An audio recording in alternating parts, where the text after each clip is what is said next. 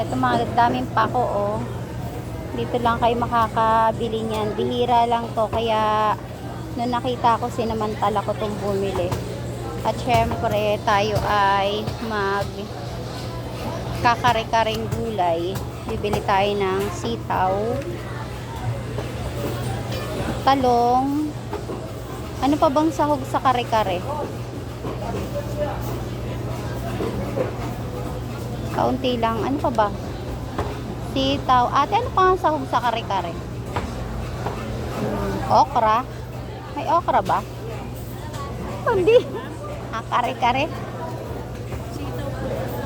Meron. May aswete ka? Ayun. May sahog tong gulay. Hindi pwedeng wala.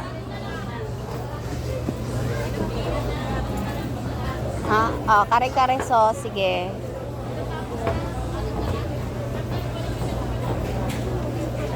Ha?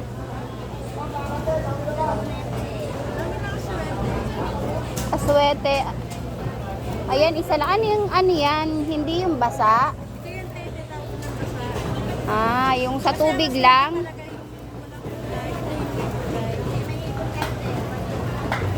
Sige, okay na yan. Yun lang natatandaan ko eh. Pechay. May pechay ka? Sige, okay na yan. Mahalaga lang etong pako. Napaka-fresh niya oh. Sarap nito ensalada, tas ginataan, o kaya isahog mo sa ano, mas masarap to kung may suso, kuhol, mga ganyan. Pero ako gagawin ko to ensalada. Kamatis, bili ka. Sibuyas, anak. So, ayan, nandito ako sa palengke ngayon at ako ay namalengke na.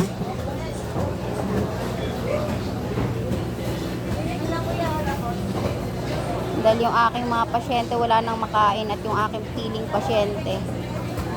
So yan guys, dito kayo bumili ng ng pako kay ate.